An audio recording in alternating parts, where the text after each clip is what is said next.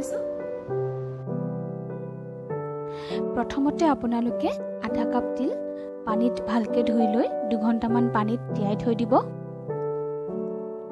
এয়া মই 2 ঘণ্টাৰ পিছত তিয়াই থোৱা তিলখিনি দেখুৱাইছো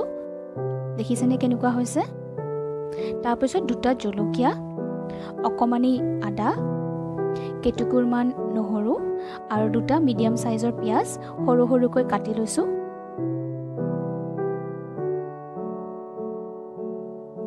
মই চিকেন পিসেছবোৰ নহৰু পেষ্ট আৰু নিমখ দি পেলাই 2 ঘণ্টা মেৰিনেট কৰি থৈছিলো এতিয়া মই গুটিখিনি ইনগ্ৰেডিয়েন্টস পেষ্ট কৰি দিম তিল আদা নহৰু জলকীয়া অকমান পানী দি পেলাই পেষ্ট কৰিম ভালদৰে একদম স্মুথ পেষ্ট এটা বনাম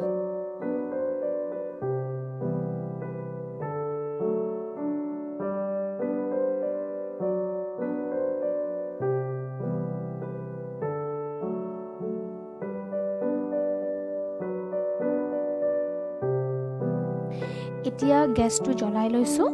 আৰু কেৰাহীটো বহাই দিছো তাত তেল অকমান দি পেলাই গৰম হলে মই পিয়াজখিনি ভালদৰে ফ্ৰাই কৰি লম 3-4 মিনিট মান ভালদৰে ফ্ৰাই কৰিম গোল্ডেন ব্ৰাউন হোৱালৈকে তাৰ পিছত চিকেন পিসেছবোৰ দি দিছো আৰু ভালদৰে ফ্ৰাই কৰিব লাগিব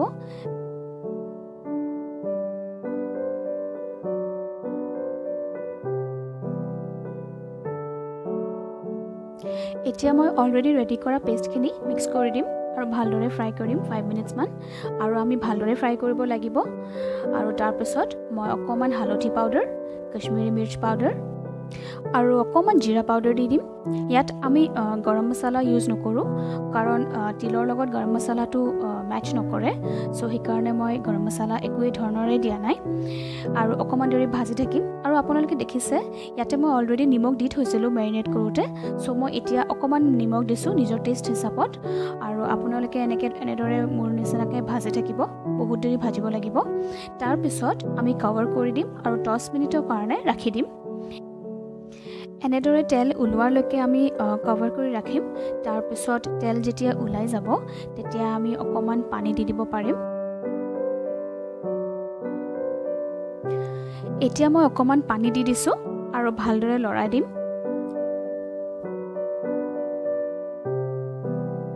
এতিয়া মই আকৌ কভাৰ কৰি দিম আৰু 30 মিনিটছৰ কাৰণে টাচ নকৰো ভালদৰে হিজিবলৈ দিম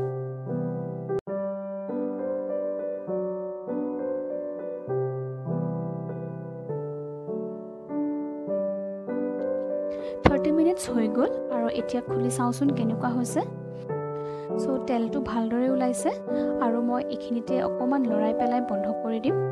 আপোনালোকে ইচ্ছা কৰিলে অকমান গ্ৰেভি হিচাপতো ৰাখিব পাৰে অকমান পানী দি পেলাই আৰু অকমান গৰম কৰি দিব পাৰে কিন্তু মই এনেকে ভাল পাওঁ আৰু মোৰ হাজবেণ্ডেও এনেকে ভাল পায় সো আমি এনেকে ৰাখি দিছো সো এটো আপুনি গৰম বাসমতি ৰাইছৰ লগত খাই খুবেই ভাল পাব ট্ৰাই কৰি চাবচোন আপোনালোকেও এবাৰ ঘৰত Thank you so much for watching